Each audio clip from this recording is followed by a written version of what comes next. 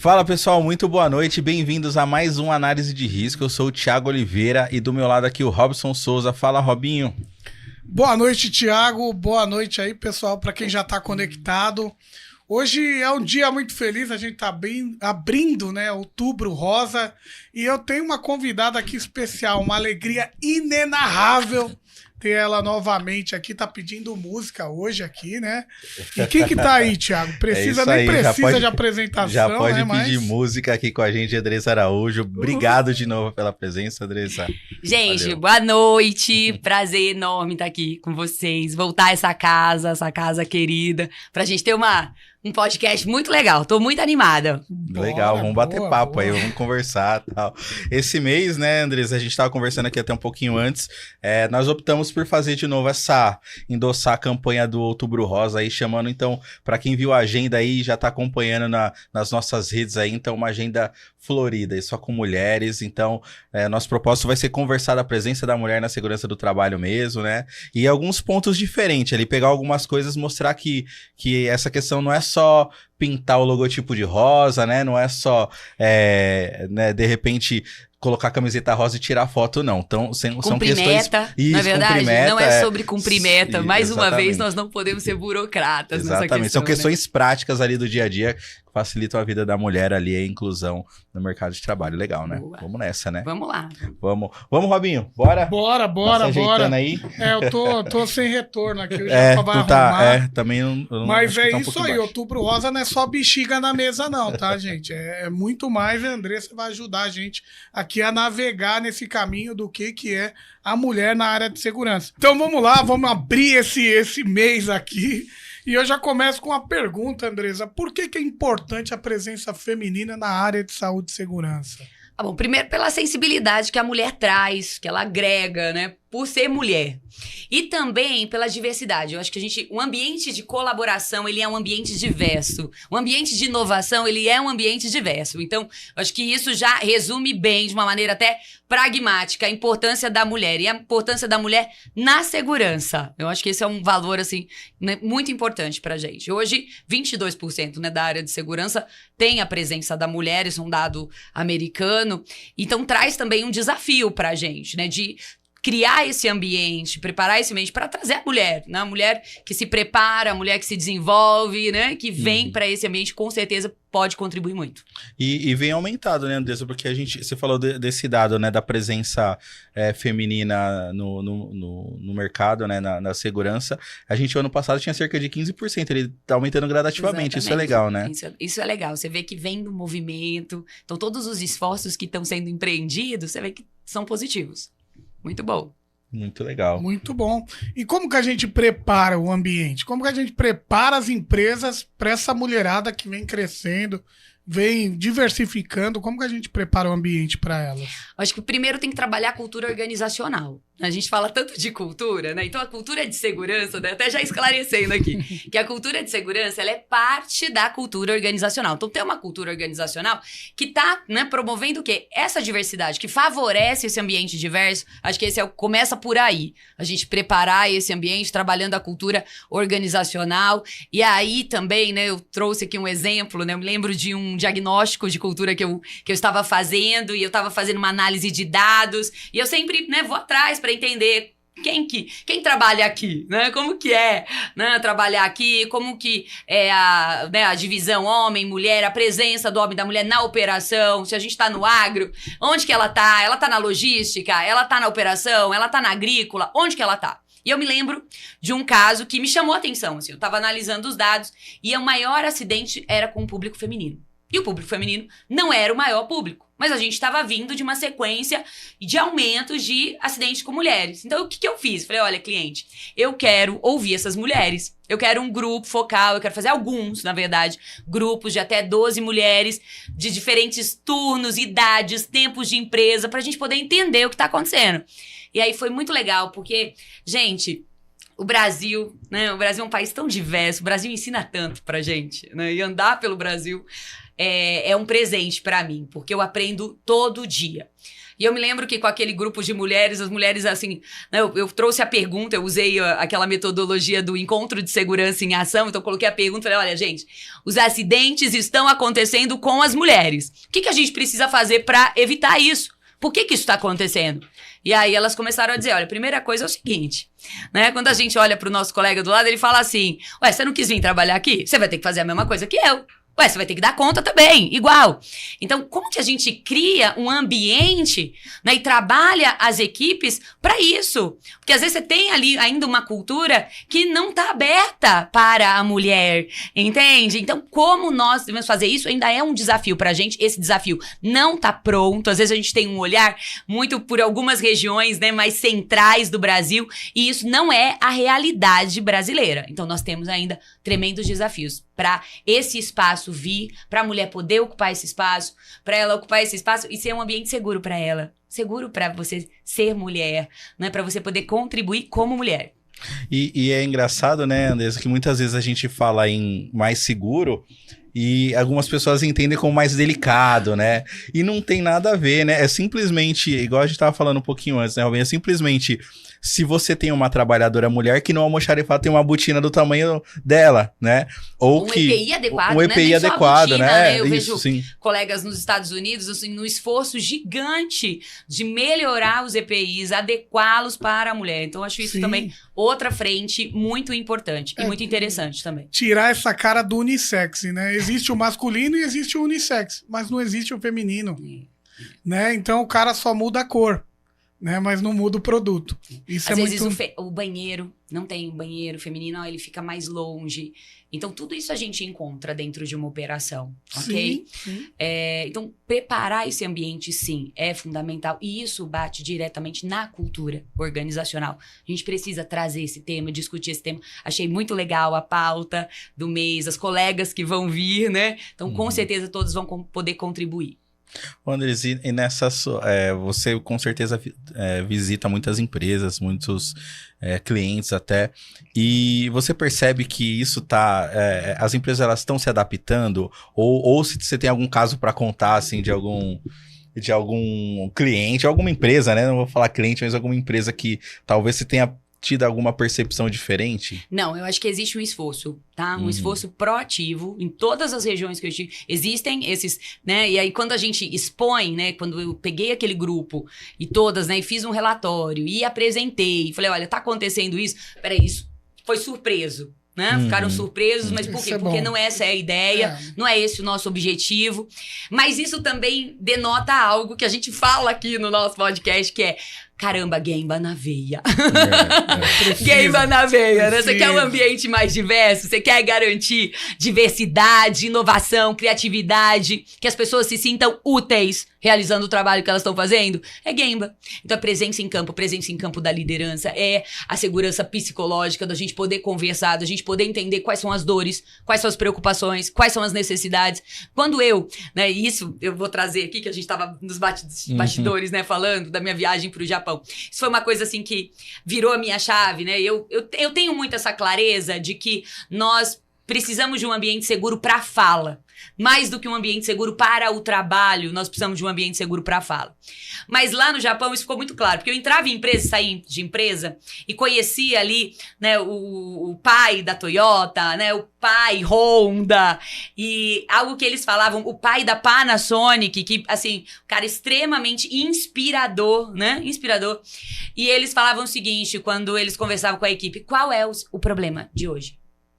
E aí a pessoa fala assim, pô, mas não tem um problema, tá tudo bem, tá tudo sob controle. Então nós já temos o primeiro problema, você não tem um problema.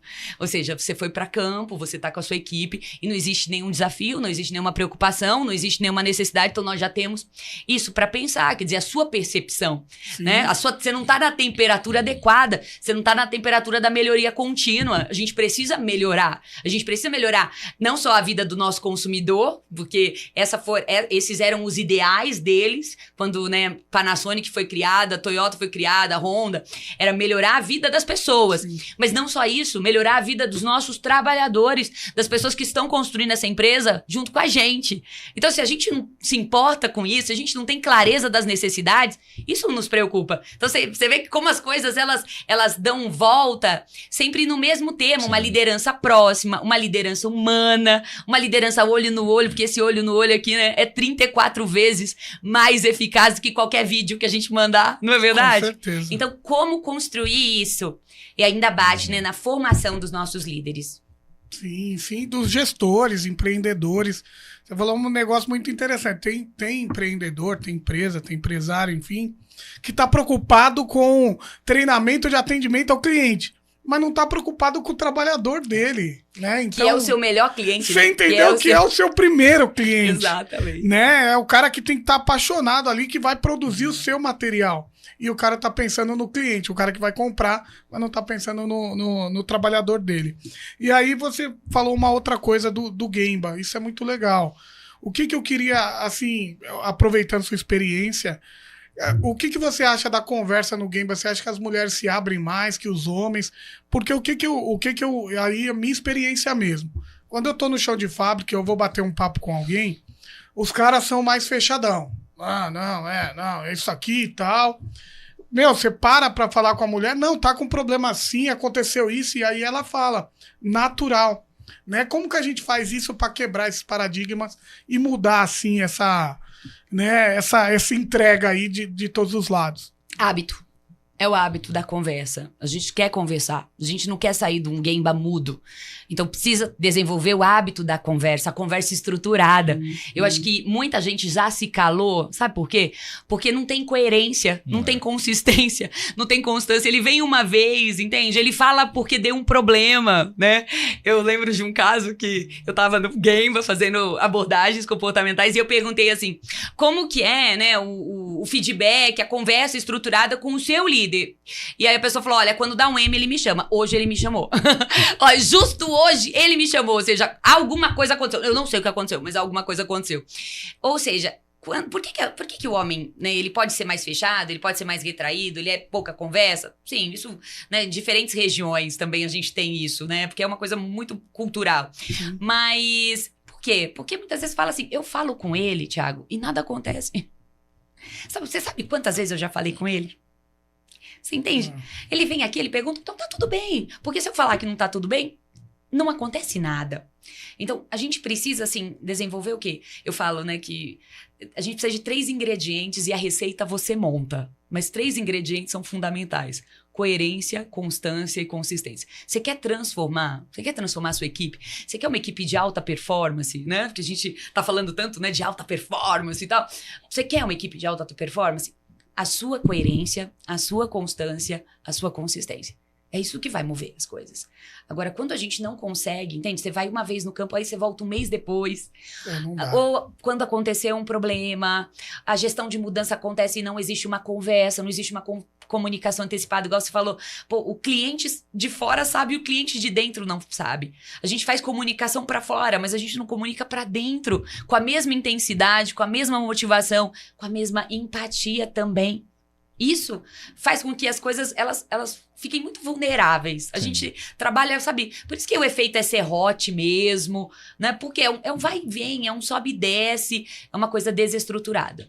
Sim, e é legal isso que você falou, né, Andressa, de ter os 3 ingredientes e você montar a receita, porque não dá pra você ter nada de forma engessada, né? Então, você tem ali 3 pilares e ali você monta a sua forma de trabalhar de acordo com a realidade que você tá, né? E é legal. Agora, voltando nessa do Japão, Andressa, por que o Japão é tão diferenciado com relação à segurança? E será que é disciplina, é empatia, é um povo, não sei. Bom, primeiro que eles não foram sempre assim. Eu acho que nos primeiros momentos legal. Lá no Japão, eu também ficava assim, sabe? Meu Deus, uau, que sensacional, né? É isso que eu quero pra minha vida. E aí, você começa a perceber o seguinte, né? E os colegas, os professores, nossa, eu fui pra estudar, então os professores falavam assim, nós também não fomos sempre assim, mas nós aprendemos. Como nós estamos aprendendo? Será que a gente está aprendendo? Será que a gente tá melhorando? Eu li uma frase essa semana que me marcou, né? Como que eu vou... Sabe qual é a coisa mais difícil? É ensinar alguém que acha que sabe tudo. Como que eu vou ensinar alguém que acha que sabe tudo? Você entende? Como que eu vou ensinar alguém que já aprendeu tudo? Uau, caramba, não dá. Então, primeiro, um povo que aprendeu e aprende e quer melhorar. E tudo isso pautado em muita disciplina. Então, essa disciplina... Eu acho que tem um dado muito importante, né? A McKinsey fez esse estudo, que a nossa disciplina, ela dura 9 semanas. 9 semanas. Então, a gente dá muito bons e bonitos voos de galinha. Aquela coisa do fogo de palha, parece que o negócio vai incendiar agora que vai... Meu, o negócio esfria, o negócio derrete, assim, de um jeito. Então, essa disciplina sustenta. Só que vejam, não podemos confundir disciplina com aquela coisa, sabe, assim, que é não evolutiva. Não confunda, né, a disciplina, né, com um negócio que não é evolutivo. Porque a disciplina japonesa, ela tem a ver com o quê? Com a melhoria contínua. Quando a gente fala de Lean, né? A gente quer o Lean, a gente está trabalhando as ferramentas, é para melhorar de uma maneira contínua. Então, é importante isso. Quer ver? Todo mundo deve gostar de ir pra academia, se cuidar. Se não gosta, é um bom hábito, né? Então, eu vou dizer um negócio. Um professor de academia, né, Robinho? Você tá aí, né? Gimpezeiro. Eu tô marcando um check-in lá todo dia. Presta atenção, então, no seu professor. Dia. O seu professor de musculação, por exemplo, ele não vai repetir um treino por mais de 6 semanas. Por quê? Porque ele precisa de treinos diferentes para que os seus músculos, que aqueles que não estão se mexendo da maneira como deveria, se mexam, se movimentem. Então, nós precisamos trabalhar a disciplina, ou seja, a academia. Só que os exercícios precisam ser diferentes. E na segurança também. A gente, né, entende? Precisa trabalhar muito forte isso. Eu acho que esse é um ponto que me chama a atenção. Eu não quero um negócio engessado. Eu não quero aquela coisa, sabe? Você chega lá, não, a gente sempre faz assim. A gente sempre faz assim. Isso, olha, você sabe há quanto tempo eu tô aqui que a gente faz isso? Desde o dia que eu cheguei já era assim. Isso não encanta, isso não inspira. Um outro ponto que me chama a atenção é o senso de utilidade. Um japonês, ele trabalha para ser útil. Isso ficou muito marcado para mim. Porque eu tô aqui por um propósito. Eu vim aqui por um propósito muito claro. Né? Tudo que eu faço tem um propósito. Então, ali eu me identifiquei muito. Porque, poxa, eu não trabalho para pagar a conta. Pagar a conta é consequência disso. De ser útil. De dar utilidade para esse corpo. De poder colaborar. De poder contribuir nessa equipe. Nesse cliente, nessa empresa. Então, isso é sensacional também. Que legal, né? E a gente tem muito que aprender, assim, talvez, com essa cultura, né, Robinho? Também, vai né? demorar talvez um pouquinho, mas a gente chega lá. Eu acho que a gente já começou a movimentar isso, né? Só o fato de você ter ido até lá, e eu tô falando você, mas... Muitos colegas estão fazendo isso. Já estão fazendo isso, então isso é muito legal. A gente ainda tá no P, né, do PDCA, né? A gente tá entre o P e o D ali. Planejamento altíssimo, mas na hora da execução a gente dá uma... Mas a gente Ou chega então lá, a gente já tá no D antes do P, né? Talvez esse seja o problema, Muitas né? vezes isso acontece. Né? É verdade, A gente já tá fazendo sem planejar e vai fazer. Sem planejar, né? Isso não tem como dar certo. Não tem Outra como coisa dar certo. encantadora, assim, os professores, né? O valor de um professor, né? Como o ensino. Então, meus professores, assim, mestres Toyota, e eles tinham mais de 70 anos. Então, me contaram mais do que sobre modelo, né? Sobre a vida, né? Sobre as coisas que a gente abre mão no dia a dia para viver um propósito. Então, e eles estão vivendo ainda. E pega a caneta na mão e vai pra lousa. E com uma paixão, entende? De ensinar. O ikigai deles, né, cara? Isso é fantástico. Viver o propósito, isso é... A Andressa tá falando até japonês. Cara, você tá falando aqui japonês. Cara, fala uma coisa boa que você trouxe na mala de lá e você falou, vou usar aqui agora. Dá pra usar e... Eu acho que esse o sentido de utilidade sempre. Eu acho que isso eu muito não legal quero. Isso daí, esse né? senso de utilidade. Onde eu tenho ido, assim, eu tenho conversado com as pessoas sobre, sabe? Você ser útil. Onde você está. Às vezes a gente fica esperando, sabe? Quando eu alcançar tal posição, ou quando eu, né, me derem a chance e tal. Onde você tá hoje? Que a gente possa ser útil, que a gente possa ensinar os nossos filhos a serem úteis. Cara, úteis. Eu uso muito isso e eu falo isso em algumas palestras, assim, né?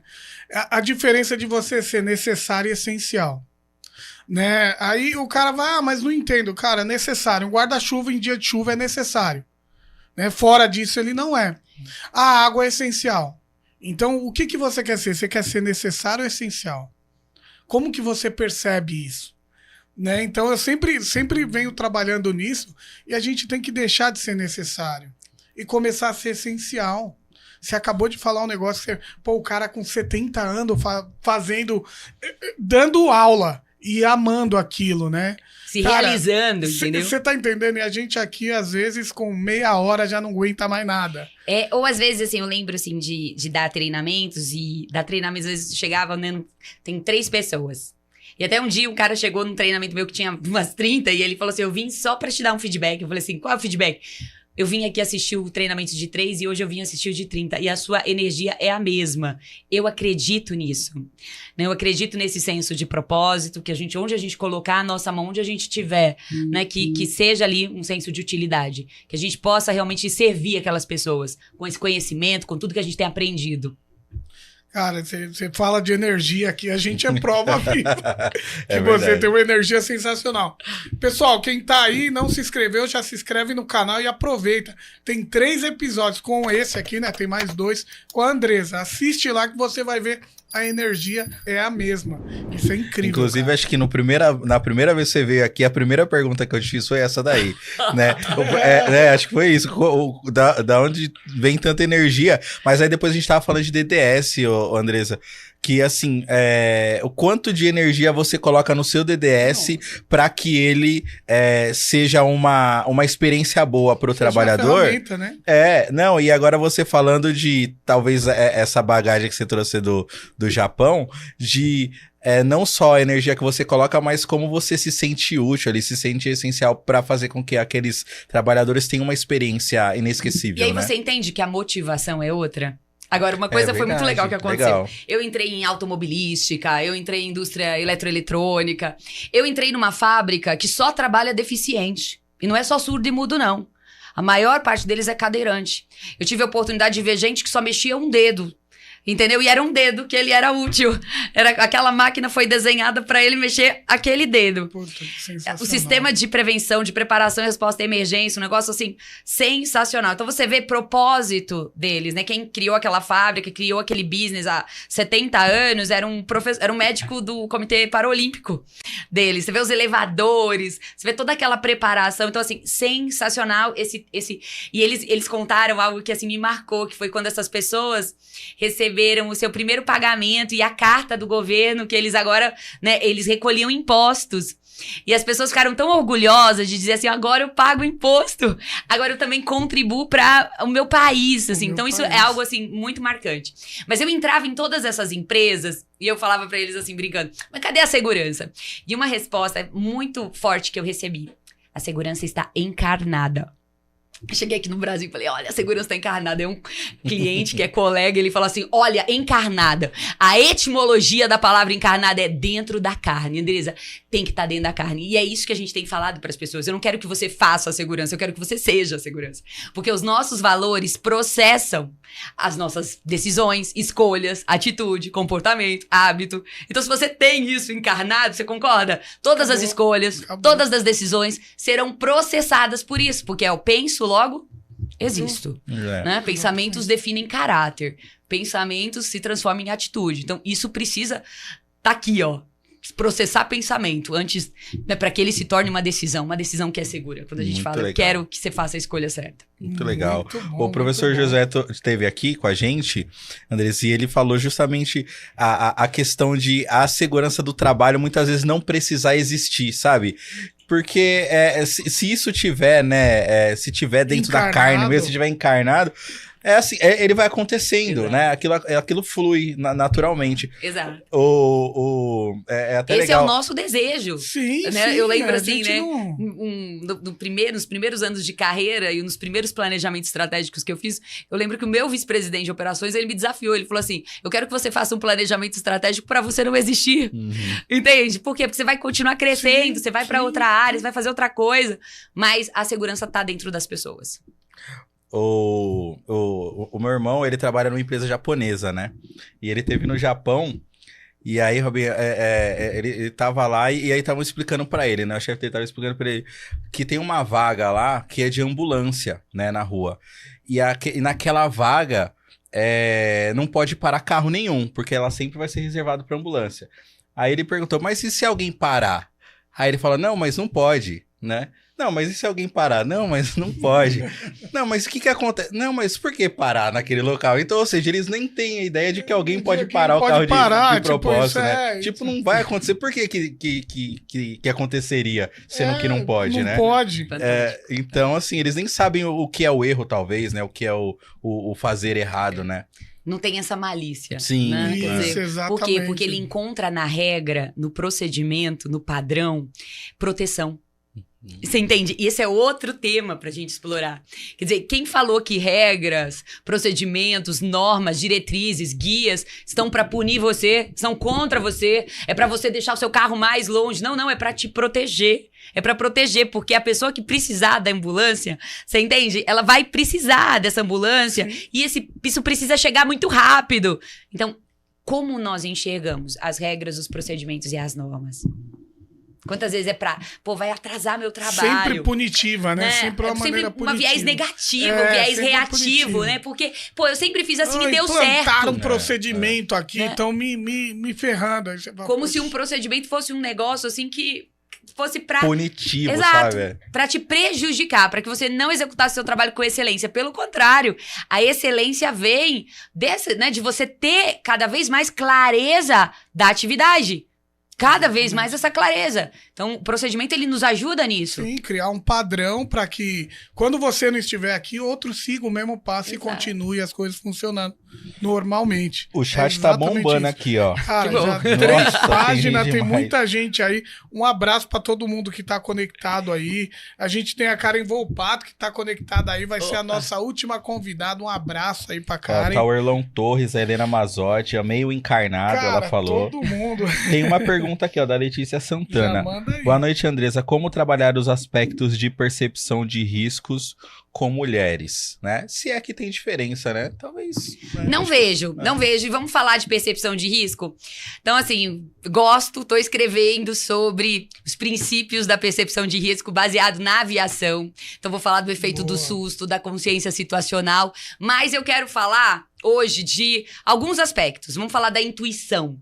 A intuição, ela é o quê? Ela é vida vivida. E a intuição é um elemento fundamental na percepção de risco. A sua vida vivida.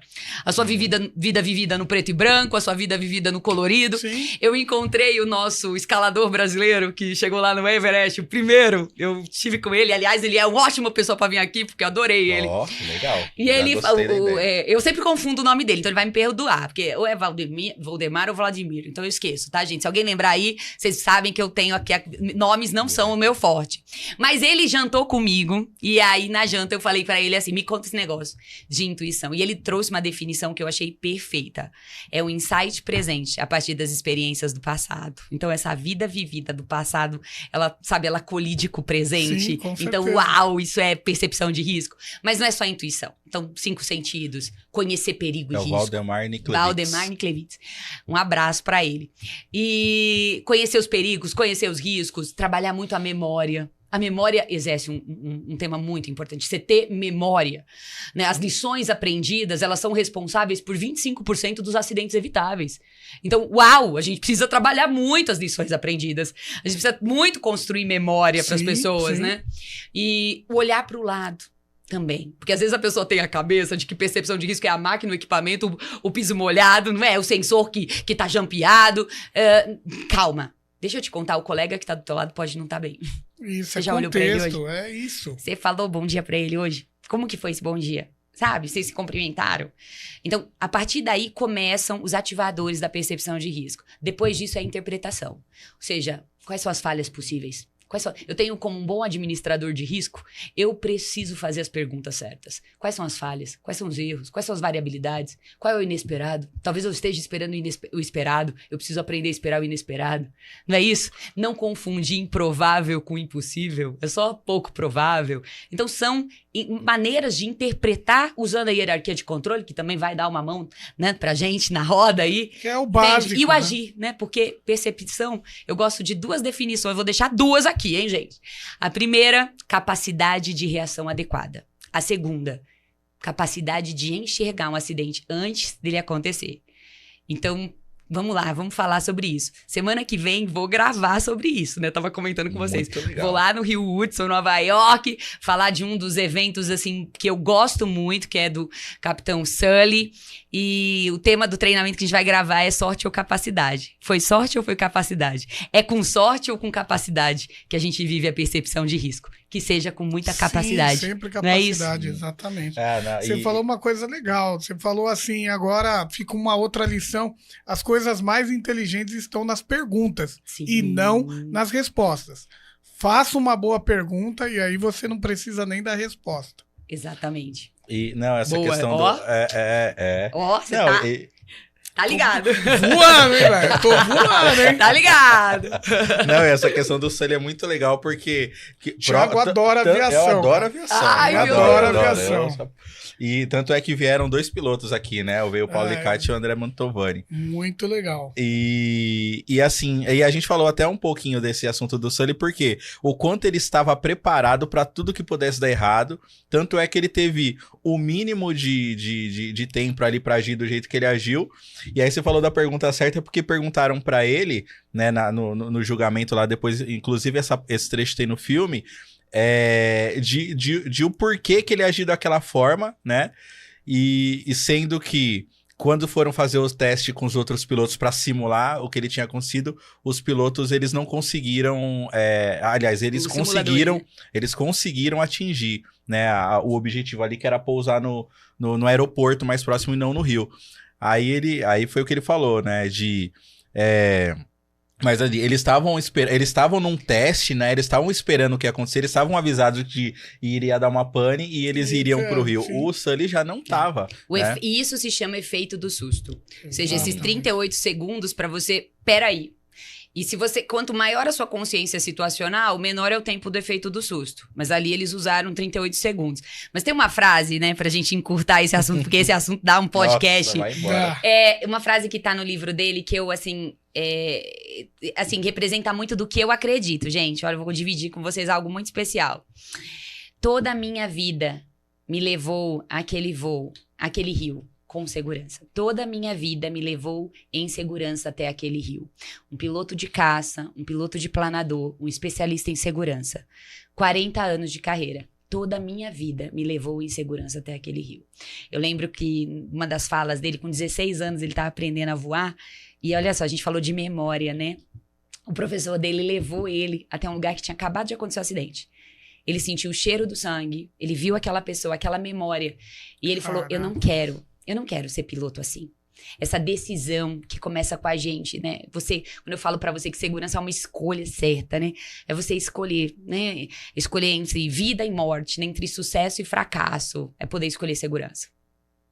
Muito bom, muito bom. Meu, Agora você... muito forte. Não, essa... Vamos lá, vamos Caceta! Toda a vida do cara levou a ele a fazer uma escolha correta. Sim, E de fato vem com isso, né? Com a memória que ele criou ali, então aquele automaticamente... desenvolvimento. Exatamente. Todas as experiências de vida. De não vida despreze dele. isso, Não, sabe? Não.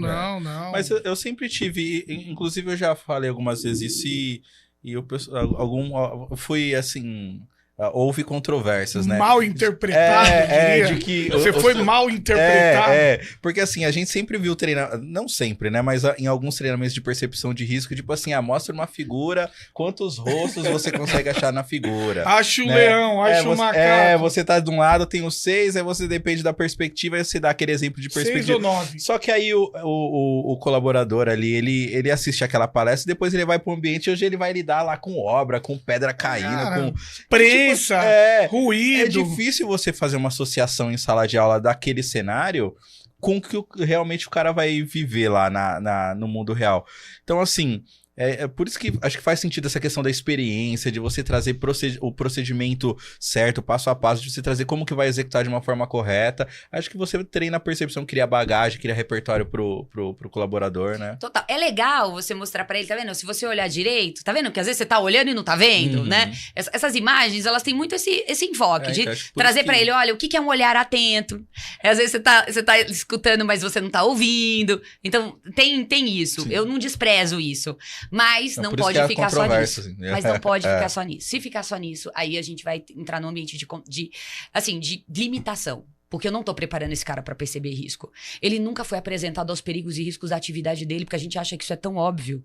Essa é uma das primeiras perguntas. É o coração da cultura de segurança. Você participou da análise de risco? Podcast de análise de risco, né? Você participou da análise de risco da sua área, da construção dessa análise de risco? Olha que coisa interessante. Eu não vou conseguir sair da aviação hoje, então, ó. Só pra mais um elemento pra gente. O Sully e o Jeff, eles voaram juntos a primeira vez, porque aquela companhia tinha 6 mil pilotos. O Jeff era um cara que tinha 37 horas em Airbus. Ele estava chegando, ele era 37 horas em simulador, era a primeira vez dele comandando ali, copiloto. Ele era um cara que era comandante de outros tipos de aeronave, mas que por uma questão econômica aceitou um downgrade na carreira. Olha a humildade do cara. Olha esse cara. Olha pra quem é esse cara. Deu um downgrade na carreira, entendeu? E falou assim, eu vou me submeter, vou ser copiloto, vou aprender um novo ofício com o Airbus. E ali com 37 horas de voo, os dois trabalhando junto. Por que esse cara estava pronto? Por que a gente tem medo do funcionário novo? E na aviação, olha esse cara, no primeiro dia de copiloto, que decolou com essa aeronave, ele estava pronto, ele seguiu o procedimento. Entende? Todos os comandos que ele deu, ele estava procurando ali, sabe assim, ser o mais assertivo possível. Se você olhar o relato dele nos voos anteriores, porque eles saíram para uma viagem de 4 dias, ele estava pronto, ele estava dando os comandos corretos. Por quê? Porque integração não é treinamento. Não confunda integração com treinamento. A gente confunde isso. E aí você tá esperando que no primeiro dia, entende? O cara tá pronto. Ele não está pronto, porque nem da análise de risco, da atividade dele, ele foi apresentado, ele participou. Então, assim, precisamos melhorar. Temos muita oportunidade para melhorar. Faz sentido isso pra vocês ou é muita doideira? Claro. Ô, meu povo que tá me assistindo, faz sentido aí, meu povo? Eu ia comentar isso agora. Eu concordo no meu coração. Eu espero que todo mundo que esteja assistindo aqui pegue isso aqui depois e reflita ali na empresa ali de, cara, como que eu posso usar esses insights aqui que a Andresa tá falando pra... Cara, o cara, ele tem que ir pro campo pronto. Né, ele tem que dar conta de... Ah, não, mas ele é inexperiente, talvez tenha sido uma causa do acidente, né? Pô, e as lições aprendidas, então, vão fazer com que não aconteça mais. Tem um padrinho, tem um anjo. Ô, meu amigo, quem que é esse padrinho? Quem que é esse anjo? Qual que é? Ah, eu tenho que ficar de olho nele, eu tenho que fazer uma coisa... Não funciona desse jeito. Não. E outra coisa, você tem que criar aquele ambiente, né? Você precisa estudar também, né? Como que você deixa um ambiente, né, com o máximo de segurança.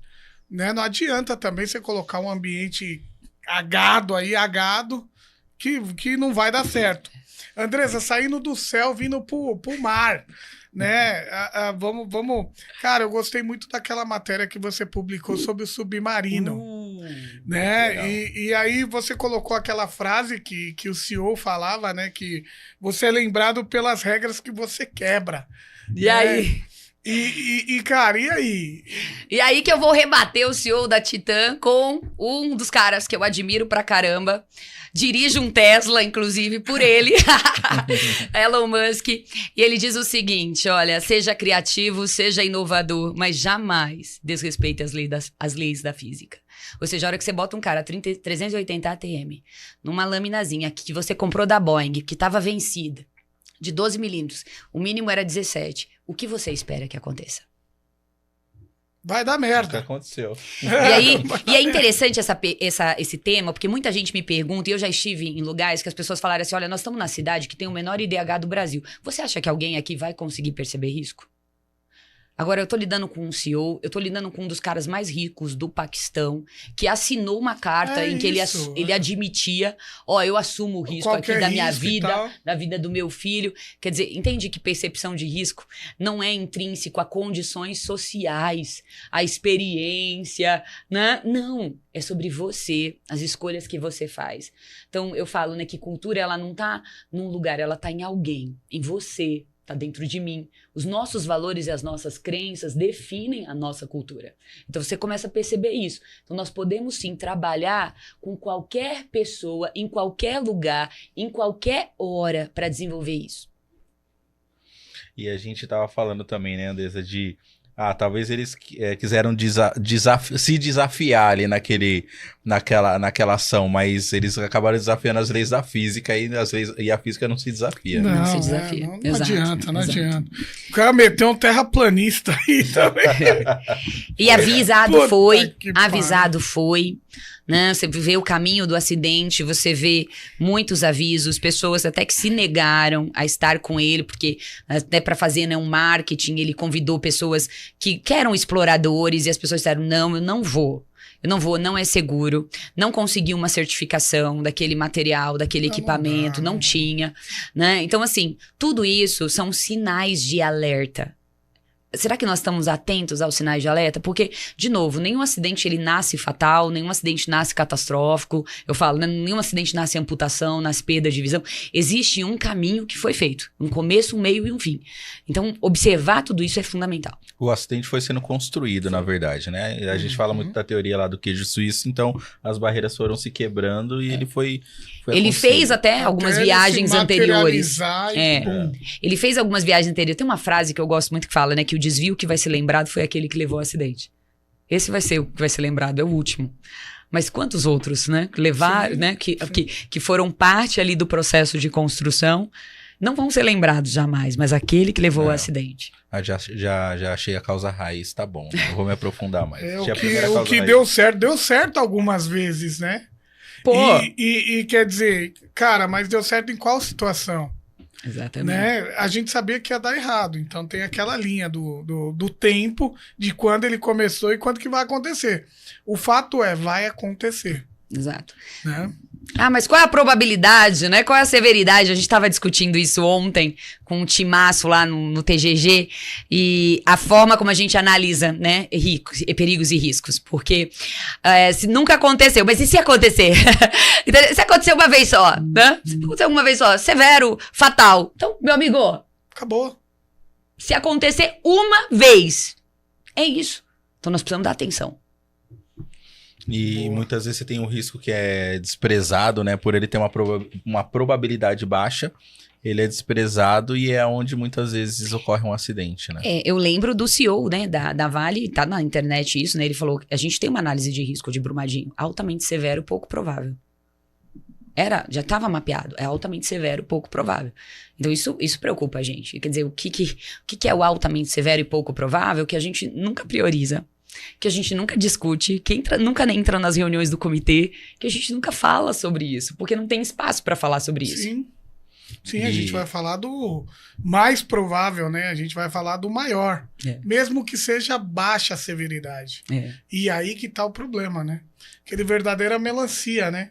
Verde por fora e vermelho por dentro. É isso que vai acabar com você. A gente tava fazendo a gravação aqui, né, Robinho, antes de começar E o Robinho tava falando um texto aqui que continha alguns dados de mortes por trabalhadores e tal. Vocês vão ver logo aí nas redes. Mas nenhum deles era por quebra de barragem, né? Ou seja, é muito pouco provável. Apesar de ser um número muito alto de acidentes que a gente tem, nenhum foi por quebra de barragem. Ou seja, é muito pouco provável. É pouco provável. E aconteceu e levou muita gente. Eu falo, a gente acaba... Essa questão de risco e perigo, a gente dá sempre uma viajada, né? E a gente morre de medo de... Tem pessoas aí que morrem de medo de entrar na água do mar. Por causa de tubarão. É perigoso e tal. Eu fui estudar isso aí, eu olhei, em 2022 a gente teve 70 casos, incidentes com tubarão. 5 óbitos. Morreram 5 pessoas nesses incidentes. Aí eu estudando esse dado, a cada 1 hora no Brasil nós temos 70 acidentes do trabalho. A cada dia no Brasil morrem em média 10 trabalhadores. A média de carga horária do brasileiro é 10 horas, né? 1 hora de almoço, tal, de segunda a sexta. Beleza. Então, nessa teoria, É melhor você nadar o ano inteiro com tubarões do que trabalhar 5 horas no Brasil. Então, olha que absurdo. Eu vou parar de Eu vi. trabalhar. Olha que absurdo. Olha Eu vi a mesma comparação com aviões que caem, né? Com aviões. Sim, Você fala assim, sim. quantos Boeings isso representa por dia? Para a pessoa poder entender, para ela poder tangibilizar do que a gente tá falando. Porque às vezes a pessoa não consegue. Você fala assim, olha, é um acidente a cada 48 segundos. Olha, é uma fatalidade a cada 3 horas. O que é isso, de verdade? Colocar esses dados. Eu acho que quando a gente coloca dado, informação assim, real, você coloca a visão ali de alguma maneira. Você amplia a consciência. Amplia a consciência. Eu tava buscando precisa. essa palavra. Você é demais. Eu tava aqui. Amplia a consciência. Você Não, eu percebo diva isso. das Não, eu percebo isso. Eu acho que a gente precisa trazer dados, precisa trazer informação, precisa Sim, transformar isso em conhecimento, mostrar o que isso significa para ampliar essa consciência. Porque a gente Sim, tem pouca sim. consciência. Lembra, nós estamos falando sozinho. Entende? Nós não estamos em um país com uma forte cultura de segurança. As nossas pessoas não aprenderam sobre perigos e riscos. Nós estamos educando. Exatamente. Quando eu falo pro time de segurança, eu falo assim, ó, você é o livro que o gestor tá lendo, entende? De segurança. Porque ele tá lendo você, ele tá lendo suas atitudes, ele tá lendo, entende? Como você analisa, ele tá lendo, ele tá aprendendo com você. Com você, Ele exatamente. não aprendeu antes. Então a gente precisa ter essa noção de que eu sou o livro que eles estão lendo. Como Muito que bom. eles estão lendo? Então, olha o nosso papel, um papel, assim, muito importante. Nós somos protagonistas na educação para a segurança. Não na transformação da cultura, mas na educação, porque quem transforma é o líder. Porque ele é o exemplo, ele é o grande inspirador, ele é a pessoa que está sendo olhada e seguida ali. Mas nós educamos liderança. Nós seguramos na mão de liderança. É exatamente Verdade, até o isso que eu ia é verdade. perguntar agora, Anis. Como que a gente pode contribuir para desenvolver o profissional de segurança para que ele torne ali um ambiente livre de acidentes ou que ele consiga engajar também os trabalhadores, né? Eu acho que assim, nós precisamos não parar de aprender. Né? Acho que assim, o profissional de segurança precisa não parar de aprender. Né? E começar a desenvolver mais do que skills técnicas. Como nós vamos traduzir essa skill técnica no dia a dia? Porque às vezes nós somos muito bons com as nossas análises, com o nosso formulário. Quando a gente vai passar isso para alguém, a gente não consegue. A gente não consegue explicar, a gente não consegue discutir, a gente fecha a questão muito rápido e as pessoas se ofendem por isso, porque as pessoas querem que a gente abra as questões, Sim, entende? sim. E aí, por muitas vezes não ter um domínio, a gente fecha a questão muito rápido. Então, o preparo do profissional, a gente precisa olhar para esse termo que eu até usei aqui hoje, né? Um profissional de segurança de alta performance. Né? Quem que é esse profissional? Porque é isso, nós somos um capital humano, né? Eu gosto de trazer isso, somos um capital humano. Como nós vamos, entende? Nos diferenciar e poder realmente ocupar o papel que a gente precisa hoje para a transformação cultural do Brasil. Tem um papel que é só nosso, é indelegável, não dá para delegar para ninguém. A gente vai ter que assumir esse papel. Então, muita capacitação, buscar isso, se permitir também. Às vezes a gente também tá preso, né? Eu sempre fiz assim, sempre funcionou, e aqui é assim, né? E aí ele quer ficar na sala do SESMIT, meu amigo, né?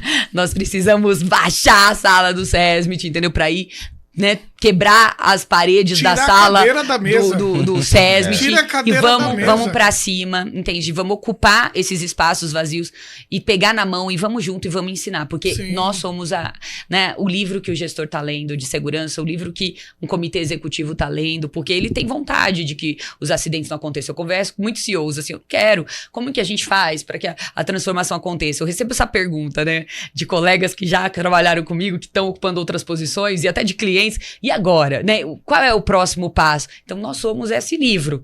Nós precisamos ser realmente um livro que aponte, um livro com boas definições, um livro que não está preocupado só em terminologias, Sim. entende? Mas numa construção constante. Linguagem É isso. simples e eficaz. Simples, clara, é isso. Ó, tem muito livro capa dura por aí, viu, meu? Tem muito livro capa dura nessa área aí. A gente precisa deixar uma capa mais flexível ali, um cochê 80 gramas serve bem. Uma questão aqui, André, você falou do líder, e eu gosto muito quando você fala disso, porque você traz exemplos. Cara, o líder também é super carregado, né? Ele tá no meio, eu sempre imagino aquele relógio antigo, como aquele relógio que é O cuco? O cuco não, aquele que é aquele que cai areia lá. Ah, ampulheta. Ampulheta, sempre aquele relógio. O líder é o funil daquele negócio. Ele é o funil, ele tá recebendo lá de cima e ele tá aqui filtrando pra passar lá pra baixo, e daqui a pouco alguém vira, ele tá recebendo lá de baixo pra passar lá pra cima. Não, eu vou te dar uma outra definição, então, assim, eu quando fui no Hearts and Minds, na última revisão do modelo Hearts and Minds, eu tive uma oportunidade de falar sobre liderança e segurança. E vou falar que não é todo líder, mas qual é o líder que nos preocupa? O médio líder. O supervisor, o coordenador, o gerente, o primeiro líder, os líderes de primeira linha. Pra mim, eles estão assim, é um sanduíche e o cara tá ali, eu não sei se ele é hambúrguer, alface ou tomate, mas o cara tá no meio desse sanduíche. É um prato difícil de comer, é uma posição muito difícil de ocupar. Por quê? Por todas as transformações organizacionais que a gente vem vivenciando, quer dizer, ele é um cara responsável por RH, não é verdade? Ele é um cara responsável por segurança, tem questão ambiental junto com ele, tem produção. Na hora que sobra, ele faz produção, entende? Quer dizer, ele opera também. Ele faz tudo isso, né? Se der tempo, ele faz a liberação de trabalho, ele faz as ferramentas de segurança, e aí, quando sobrar alguma coisa, ele faz isso. Então, existe uma dor nessa liderança, e não é brincadeira. A gente precisa olhar para essa dor. A gente, às vezes, olha assim, mas a liderança aqui é muito reativa, eles não querem fazer. Nós precisamos ter um olhar de cuidado da nossa liderança. Sabe, será que realmente nós estamos, construindo liderança em segurança, ou a gente está incendiando, a gente está queimando esse líder? Eu me preocupo com isso. A gente precisa parar de incendiar, de queimar nossos líderes, nossos médios líderes. Precisamos encontrar um caminho do meio. Às vezes tem mais do que, novas ferramentas que a gente pensa em implementar. A gente precisa também saber o seguinte, quais são as ferramentas que nós não vamos implementar esse ano. O que nós não vamos fazer? Precisa ter coragem também pra isso. Porque às vezes a gente só quer, né? Olha, esse ano nós vamos entrar com mais isso e vamos entrar com mais aquilo. Meu Deus, ele não tá respirando. Ele tá precisando de oxigênio, esse líder. Você tá entendendo? Ele tá precisando que você vá pra campo com ele. Você tá vendo que a observação comportamental dele tá uma melancia. Tá? O cara sai de lá e fala, eu não vi nada, tá todo mundo de EPI, tá tudo bem. E ele não tá conseguindo. Então, vamos puxar. Vamos puxar. Para de empurrar. Começa a puxar. Às vezes é mais importante saber onde você quer chegar, saber onde você tá, né? Também. E com a liderança, assim, eu vou dizer pra vocês, né? Norte a sul, de leste a oeste, esse é um tema muito crítico. A gente precisa olhar pra isso com muito cuidado, realmente. Nós estamos incendiando a nossa média liderança e não vamos conseguir alcançar o que nós estamos buscando. E aí também, Andressa, tem a contrapartida que é talvez o líder que quer fazer, de repente ele consegue ali encaixar, mas e a gente sempre tá falando na empresa sobre cultura de segurança, sobre percepção de risco, mas muitas vezes parece que é uma entidade distante, ela não é direcionadora, né? Eu acho que o acidente, tá acontecendo um acidente porque a cultura de segurança é baixa, mas a gente ainda não é tangível, assim. O que é a cultura de segurança, né? Então muitas vezes ela não é direcionadora. O líder, às vezes, ele acha que, eu não deixei o cara fazer ali sem o EPI. A sua cultura de segurança tá boa, né? E não necessariamente, né? Porque ele não vai porque precisou ele tá lá pra ver que o colaborador tava sem a luva, né? Exato. Então... E mais do que isso, quer dizer, a competência, né? Você fala de liderança em segurança, eu falo sempre, tá vendo como é importante? Às vezes você recebeu um convite pra estar 8 horas no treinamento de liderança em segurança, o líder fala, meu Deus do céu, 8 horas, tem certeza, né?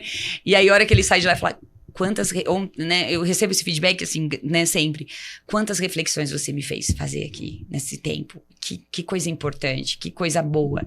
Só que não pode parar aí. Quer ver? Observação comportamental. Existem 14 camadas de observação comportamental, no mínimo, pra gente explorar. A gente para na primeira.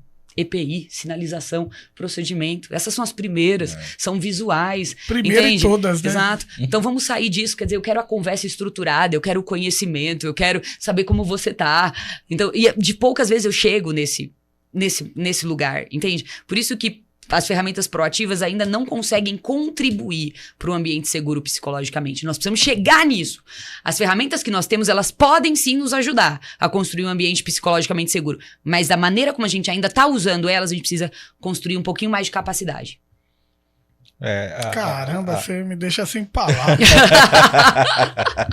Mas é verdade. Cara, puta que Não, pariu, mas eu acho legal essas reflexões, porque legal. eu tenho certeza, a gente tá com muita gente aí, umas muita 90 gente. pessoas na live. Quem não se inscreveu, já se inscreve no canal. A gente Não, mas tem é a uma dor de média muita, que é a dor de muita gente. 142 já flutuaram na nossa live hoje. É a dor de muita gente que tá assistindo, com certeza, porque, pô, eu tenho minha liderança ali, a gente incentiva, aí o acidente aconteceu.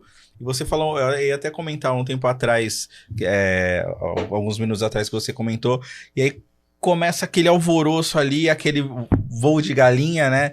Porque eu tive um acidente, mas daqui a pouco aquilo vai baixando o nível, a reunião que eu tinha marcado semanalmente pra ver, ela já não acontece mais semanalmente. Outra prioridade. Surgiu algo novo, Isso, outra exatamente, transformação é mais importante. E aí a coisa vai sempre... fechamento de mês, eu preciso entregar, e esse é o problema. E aí vai, assim, aí a gente já sabe o final disso, quer dizer, você perde aqueles 3 ingredientes que a gente abriu. Coerência, constância e consistência. Eu perdi a consistência, eu perdi a constância e a coerência, que eu falei que era tão importante, já não é mais. É verdade. Ó, o Márcio Rangel aqui, ó, ele falou, no Brasil, isso a gente tá falando bastante aqui, né, Robinho? No Brasil, os trabalhadores têm contato com segurança do trabalho só nas empresas e muitas vezes de uma forma superficial. Ou seja, a gente conhece segurança do trabalho quando tá de fato trabalhando, né? A gente não fala de prevenção. E não fala antes, então acaba sendo superficial quando você vai fazer prevenção. Exato, né? E por isso que existe assim, uma agenda de competências que é mais do que trabalho em altura, trabalho em espaço confinado, trabalho com ferramentas manuais. O que é segurança? A gente tem falado o que é segurança? O que é segurança pra você? Ou pra quem você faz segurança? Ou qual é a missão da segurança? Quais são as expectativas com a sua segurança? Quem é o dono da sua segurança? Como você vai viver essa segurança? O porquê, o como, o que? A gente não falou ainda. A gente falou o quê? Olha, um trabalho em altura, ele tem tudo isso que ele precisa. Ó, o quês. Olha os quês do trabalho em altura. Olha os quês do espaço confinado. Olha os quês das ferramentas manuais. Olha os quês. Cadê o como e cadê o porquê? A essência disso, ela ainda precisa ser falada. E eu assisto muita integração, né? Eu adoro. Ai, você vai ter que assistir a integração. Adoro assistir integração. Por quê? Porque é um jeito de eu entender o seguinte, a forma como a gente tá apresentando, introduzindo isso. De novo, integração não é treinamento, mas a forma como você introduz o tema já vai dar um tom. Sim, e muitas vezes o tom diferença. é assim, ó, se você não cumprir, vai acontecer isso. Ó, se você não fizer, é assim, né? É o pode e não pode. Não é sobre isso. E aí a pessoa já sai assustada. É só dever e obrigação. Novos, só dever né? e obrigação. Dever e obrigação. Ó, você fez uma crítica pra gente que da última vez que você veio, você não ganhou caneca. Ai, meu Deus. Tá aí a caneca caneca de presente pra você, com a nossa frase aí, ó. Que legal. Ó, segurança do não é trabalho, custo, é investimento. é investimento. Tem um brinde aí especial também, Gente, que é do Outubro Rosa aí. Um abraço pessoal da MSA. Aí, ó, o pessoal da MSA mandou pra você, dá uma olhada aí.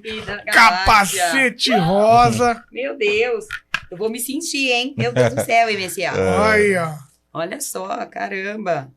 Aí. Muito bom. Aí, ó, capacete rosa, Muito bom. simbolizando Outubro Rosa. Na verdade, André, esse até foi uma parceria que a gente tá com a MSA, então, para chancelar essa nossa campanha aí das mulheres, Outubro Rosa, acho que a Carneira tá toda, vou colocar para você. Tá, então a gente tá, né, como um símbolo aí da campanha pelo câncer de mama, a gente tá presenteando nossas convidadas desse mês com esse capacete rosa. Olha só, meu. Muito bem, adorei o presente. Já vai vou pro usar, vou já levar. Vai pro Japão, assim. Já vai pro Japão com o Japão. capacete rosa, né? Vai Muito passar, bom. vai fazer o check-in, os caras vão falar, vixe, essa daí, Tá com essa sangue daí nos olhos. Essa daí tá empoderada. poderá, Vamos capacete lá. rosa, muito bom, Que cara. legal. Meu, Andressa, você é sensacional, cara, sensacional, muito bom. Muito bom ter você de novo aqui. É um prazer, Muito gente. obrigado pela Não, presença. valeu mesmo. É um prazer. E assim, tenho que deixar o convite, tá? Tenho que falar. Fale. Do meu café. Quem tá na live aí, ó, não esqueçam de participar do café. O café tem a ver com o meu propósito, tá? Um propósito de democratizar toda essa conversa. Essa conversa precisa ser democratizada, precisa ser entendida. Então, participem do café, vocês vão adorar. Estamos preparando conteúdo assim, com muito, muito carinho mesmo para todo mundo. Então, não deixem de participar e depois me mostrem. Ó, eu fui. São 12 meses, conteúdo gratuito, não vai ter replay. Mas para tentar, né? Muita gente consegue me levar, mas tem muita gente que não consegue. Sim. E essa mensagem precisa chegar. Então, é isso que a gente deseja, que chegue. A gente quer contribuir um pouco, né? Com a cultura de segurança do Brasil. Aquilo que a gente pode fazer, a gente vai fazer para transformar a cultura de segurança do Brasil. Voltar para casa não pode ser um privilégio. Do jeito que você contou, né, os números que você mostra, ele traz ainda que é um privilégio. Sim. Tem que ser um direito, tem que ser um dever nosso, quando a gente se empodera da nossa segurança. Está encarnado. Dever básico. Andresa, e como se inscreve? Como participa? Vamos lá. Meu Instagram, andresaraújo.oficial, tá tudo lá, né? Vocês podem se informar. Qualquer dúvida, manda mensagem que a gente vai direcionando. Não percam. Parem suas operações de 15 a 20 minutos pra gente ter uma palavra de segurança, percepção de risco, comportamento seguro. Vocês gostam de me ouvir? Eu preparei um conteúdo muito legal, muito direcionado para todos os níveis hierárquicos, para todos os tipos de público, administrativo, operacional, logística. Eu tô no agro, eu tô na indústria farmacêutica. Essa mensagem é para você. Putz, eu já tô lá, cara. Eu já tô lá. Ó, tá aparecendo o Instagram da Andresa aí na tela. O pessoal já se inscreve, já aproveita esse café. E, cara, conteúdo gratuito. Cara, é sensacional. E estruturado, né? Porque muitas vezes você consome ali, mas não sabe a sequência. Mas muitas olha aí. Olha a importância. Caramba, é pouco tempo, hein, Nossa cara? senhora. Não dá pra aumentar isso aí? Com quem que a gente fala? Fala com o Japa ali, ó. Ô, Japa, mano, com quem que a gente fala aí, velho? Andresa, obrigado de novo pela presença aí.